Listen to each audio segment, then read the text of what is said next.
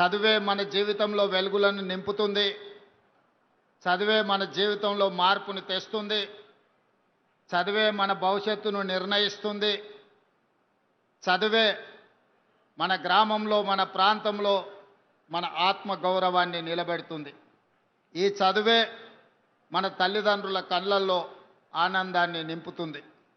ఈనాడు ఆ ఆనందాన్ని నింపడానికి అవసరమైన ప్రభుత్వ పాఠశాలలో గత 10 సంవత్సరాల నిర్లక్ష్యం వల్ల అనాథలుగా ప్రభుత్వ పాఠశాలల్లో చదువుకునే విద్యార్థులు తీవ్రమైన ఇబ్బందులను, తీవ్రమైన కష్టాలను ఎదుర్కొన్నారు.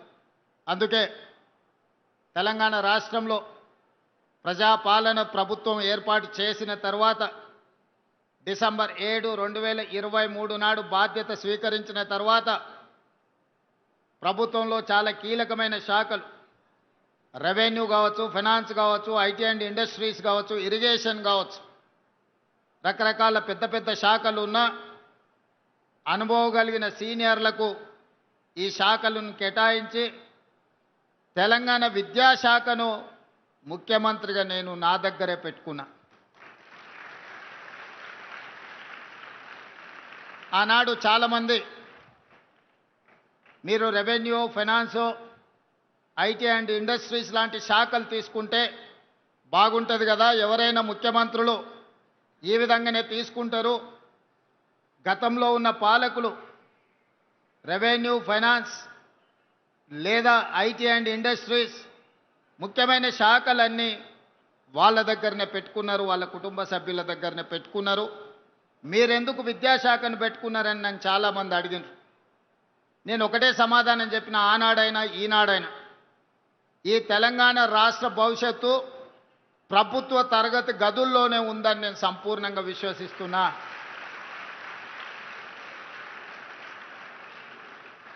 కొట్లాడి తెచ్చుకున్న తెలంగాణ, వందలాది మంది పిల్లలు త్యాగాలు చేసి తెచ్చుకున్న తెలంగాణ, ఎవరు ఫాలో చేయడం, అసమర్థులు పరిపాలనలో ఉండడం శాశ్వతంగా ఈ తెలంగాణకు తీరని నష్టం చేకూరుస్తుంది. ఆనాడు తెలంగాణ ఉద్యమంలో రాజకీయ నాయకులు, ప్రజాప్రతినిధులు ఆత్మ బలిదానాలు చేసుకోలేదు. రాజకీయ నాయకులు, ప్రజాప్రతినిధులు ఆనాడు తెలంగాణ ఉద్యమంలో పాల్గొన్నప్పుడు తెలంగాణ రాష్ట్రాన్ని మనం సాధించలేదు. ఎప్పుడైతే తెలంగాణ విద్యార్థులు ఉస్మానియా కాకతీయ యూనివర్సిటీల విద్యార్థులు ఉద్యమ బాట పట్టినరో, తెలంగాణ నినాదాన్ని అందుకున్నారో, గల్లీ గల్లీలో జయ జయ తెలంగాణ నినాదాన్ని వినిపించినరో, ఆనాడే రాష్ట్ర కేంద్ర ప్రభుత్వాలు దిగివచ్చి తెలంగాణ రాష్ట్రానికి చట్టబద్ధత కల్పించి తెలంగాణ రాష్ట్రాన్ని ఏర్పాటు చేసింది. ఆ క్రమంలో ఒక ఈశాన్ రెడ్డి, ఒక యాదయ్య, ఒక కానిస్టేబుల్ కిష్టయ్య, మళ్ళీ తెలంగాణ ఉద్యమంలో మొట్టమొదటి ఆత్మ బలిదానం చేసుకున్న శ్రీకాంతాచారి, వీళ్ళందరి కన్న కలలు మీ భవిష్యత్తు బాగుండాలి, భవిష్యత్తులో మీరు డాక్టర్లు, లాయర్లు, ఇంజనీర్లుగా, ఐఏఎస్లు, ఐపీఎస్లై రాజ్యాలను ఏలాలి, ఈ ప్రభుత్వంలో మీరు భాగస్వాములు కావాలి, తెలంగాణ పునర్నిర్మాణంలో మీరు కీలకమైన బాధ్యత పోషించాలి అని ఆనాడు వాళ్ళు భావించారు. మరి ఆ త్యాగాలకు గుర్తింపుగా, ఆ త్యాగాలను గౌరవించడానికి అవసరమైన ప్రణాళికలు 10 సంవత్సరాల నాటి ప్రభుత్వం చేపట్టలేదు. ఉస్మానియా యూనివర్సిటీ 100 సంవత్సరాల శుభకార్యాన్ని కూడా ఆనాడు సరైన విధంగా జరుపుకోలేని పరిస్థితులు.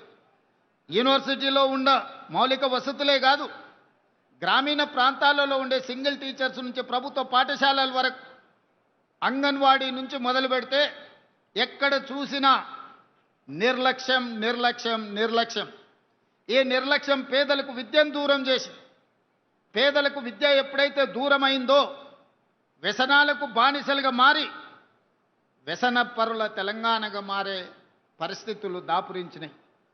అందుకే వీటన్నిటిని దృష్టిలో పెట్టుకొని ఈనాడు ఇక్కడున్న మా టీచర్లకు, నిరంతరం తెలంగాణ ప్రతిష్ట పెంచడానికి పనిచేస్తున్న మా ఉపాధ్యాయులకు ఒక అంశాన్ని నేను గుర్తు చేయదలుచుకున్నా.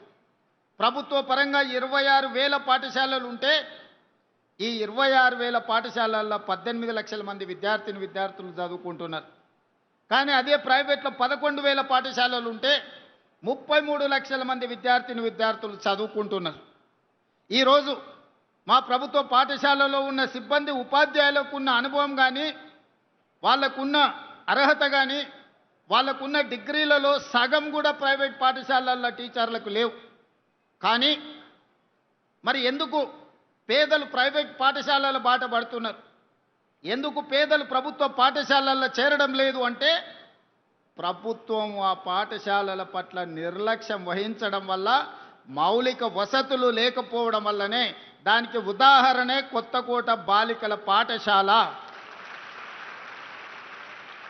2023 కంటే ముందు ఇక్కడున్న పరిస్థితులు 350 మంది స్టూడెంట్స్ చదువుకునే ఈ పాఠశాల హైవేలో ఉన్న కొత్తకోటలో, చైతన్యం ఉన్న కొత్తకోటలో కనీసం పిల్లలను చదివించడానికి తరగతులు గదులు లేకున్నా గొప్ప గొప్ప నాయకులుగా చెప్పుకునే వాళ్ళు, ఇంటి పేరు నీళ్లను పెట్టుకున్నోళ్ళు, కానీ చదువుల గురించి ఒక్కసారి కూడా ఆలోచన చేయలే. ఇట్నుంచే 100 సార్లు వచ్చి ఉండొచ్చు, పోయి ఉండొచ్చు, కానీ ఏ ఒక్కరోజు కూడా ఈ ప్రభుత్వ బాలికల ఉన్న పాఠశాలలో తరగతి గదులు ఉన్నాయా, పేదోళ్ళ పిల్లలు ఎట్లా చదువుకుంటున్నారని ఆనాటి ప్రభుత్వం ఆలోచన చేయలే. కానీ మిత్రుడు మధుసూదన్ రెడ్డి ఎమ్మెల్యే కాకముందే ఇక్కడికి వచ్చి చూసి, ఎమ్మెల్యే అయిన తర్వాత బాధ్యతాయుతంగా ప్రభుత్వం వైపు నుంచి, ప్రైవేట్ వ్యక్తుల నుంచి సహకారం తీసుకొని ఈరోజు ఒక అద్భుతమైన పాఠశాల భవనాన్ని నిర్మించి ఇక్కడుండే సిబ్బందికి, ఇక్కడుండే చదువుకునే పిల్లలకు అందించండి. అందుకే నేను స్పష్టంగా విద్యాశాఖ నా దగ్గర పెట్టుకొని కార్పొరేట్ కాలేజీలతో పోటీ పడే విధంగా ఈరోజు తీర్చిదిద్దాలని ఒక శపథం తీసుకొని ఈరోజు నేను ప్రయత్నం చేస్తున్నా, పని చేస్తున్నా.